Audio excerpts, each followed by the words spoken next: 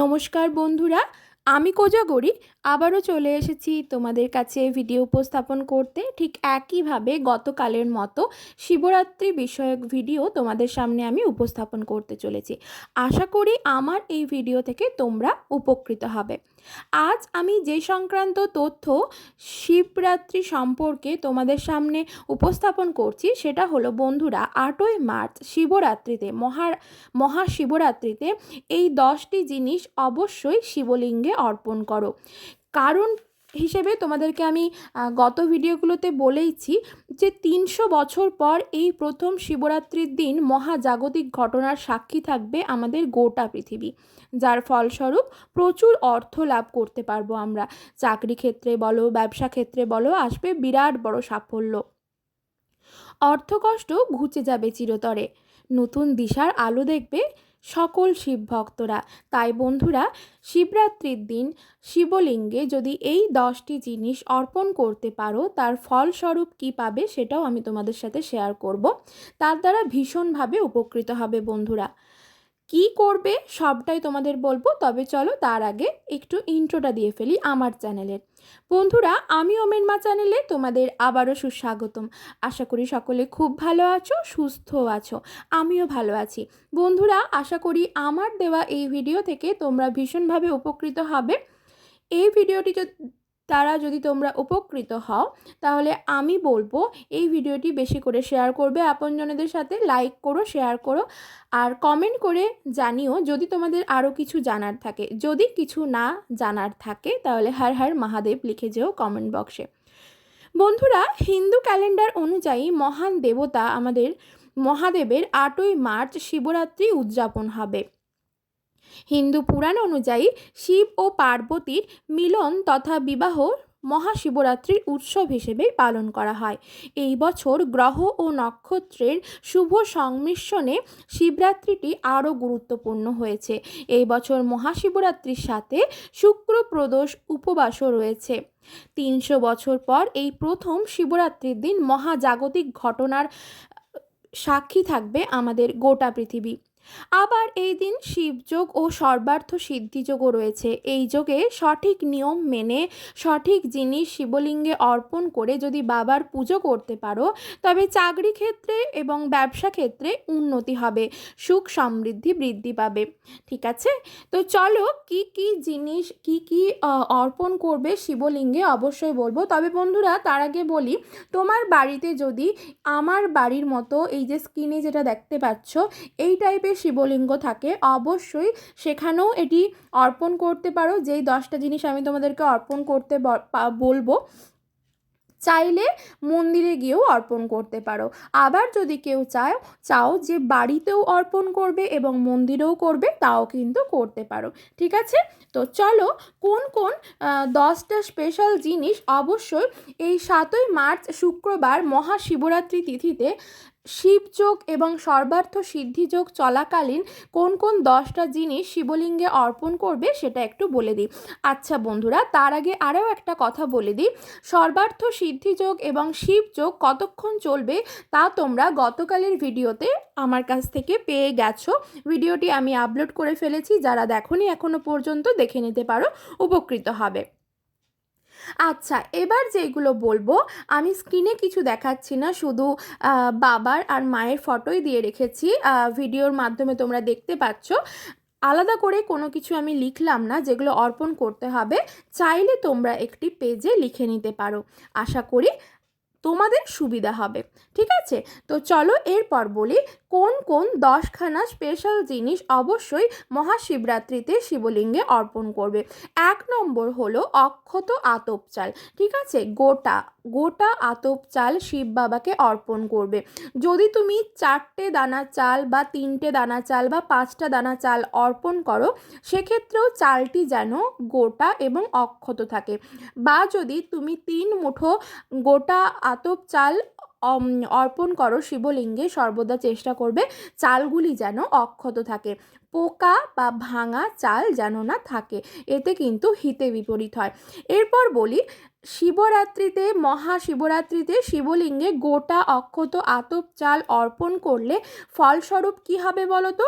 প্রচুর ধনসম্পত্তি লাভ করবে তুমি।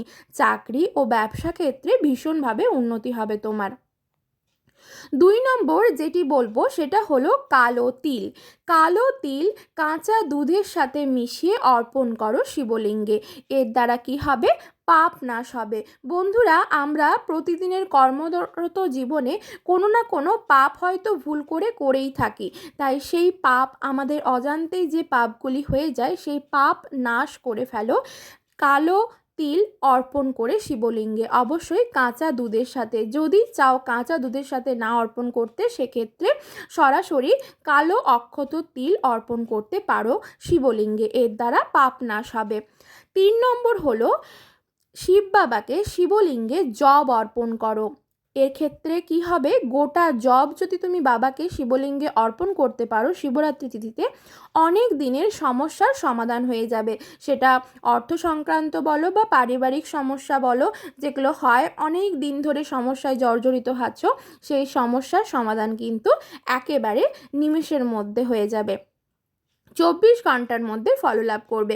বন্ধুরা, এই প্রক্রিয়াগুলি, এই টোটকাগুলি যেগুলি তোমাদের সাথে আমি উপস্থাপন করছি, এই ক্রিয়াগুলি আমি শ্রাবণ মাস চলাকালীন শিবলিঙ্গে অর্পণ করেছিলাম। আমি ভীষণভাবে ফললাভ করেছি। 3 নম্বর তো গেল। এরপর হলো 4 নম্বর, গোটা অক্ষত গম অর্পণ করো। এই গোটা অক্ষত গম যদি অর্পণ করো, তাহলে তোমার যদি সন্তান থেকে থাকে, সেই সন্তানের যদি কুমতলব থেকে থাকে, সন্তান বিগড়ে গেছে, সেক্ষেত্রে সন্তানের মানসিকতা বা মানবিকতার মধ্যে দুটোই তুমি চেঞ্জ লক্ষ্য করতে পারবে। আর যারা এখনও সন্তান ভাগ্য পাওনি, অর্থাৎ যারা এখনও সন্তান লাভ যাদের এখনও হয়নি, প্রচুর চেষ্টা করছো, তারা কিন্তু সুসন্তান লাভ করতে পারবে। আশা করি বোঝাতে পারলাম। 5 নম্বর হলো জল, অবশ্যই পানের উপযুক্ত অর্থাৎ খাবার উপযুক্ত জল শিবলিঙ্গে অর্পণ করো।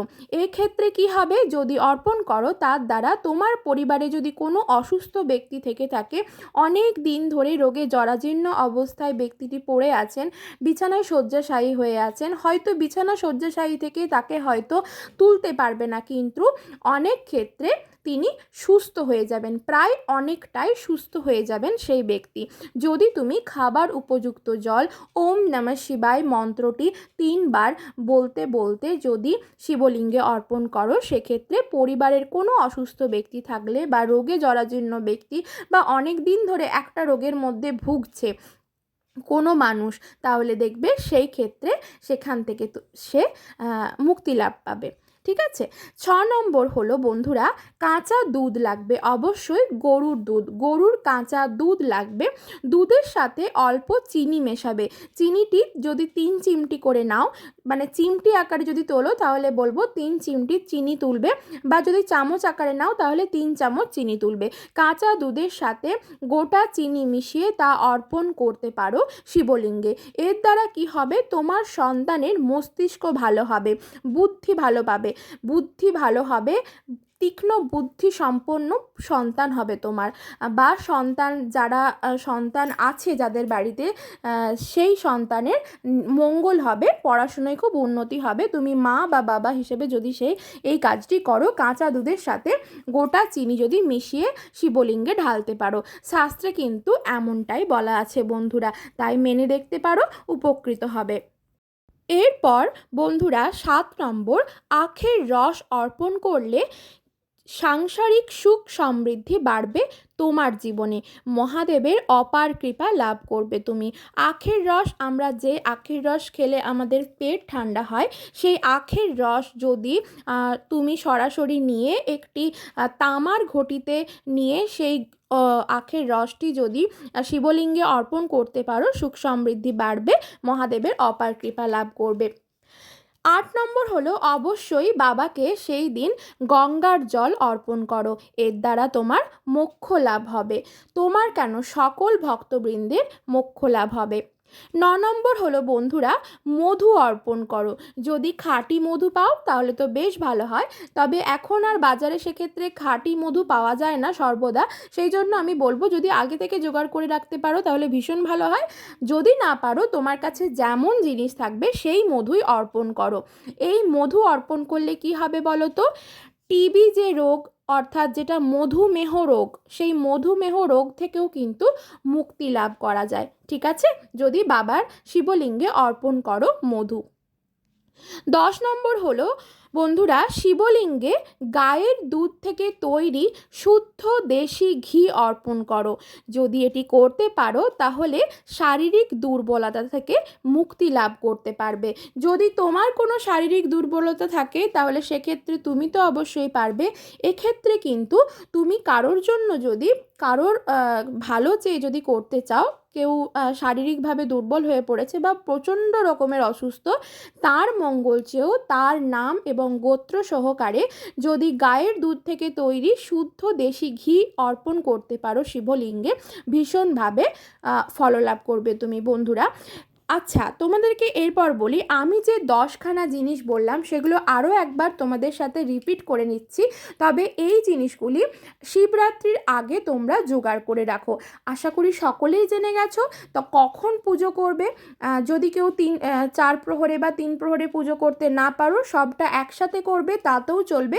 তবে যাদের এই বছর যেহেতু 300 বছর পর এমন শিবযোগ আর সর্বার্থ সিদ্ধিযোগ একসাথে পড়েছে, তাই বন্ধুরা তোমাদের বলবো এই জিনিসগুলি আগে থেকে আয়োজন করে অবশ্যই শিবলিঙ্গে অর্পণ করো। আরও একবার বলে দিই, গোটা অক্ষত আতপ চাল, 2 নম্বর হলো কালো তিল, 3 নম্বর যব অর্পণ করবে, 4 নম্বর গম, 5 নম্বর জল, খাবার উপযুক্ত জল, 6 নম্বর কাঁচা দুধের সাথে চিনি মিশিয়ে অর্পণ করবে, 7 নম্বর আখের রস অর্পণ করবে শিবলিঙ্গে, 8 নম্বর হলো গঙ্গার জল, 9 নম্বর মধু অর্পণ করো, আর 10 নম্বর গায়ের দুধ থেকে তৈরি শুদ্ধ দেশি ঘি অর্পণ করো শিবলিঙ্গে।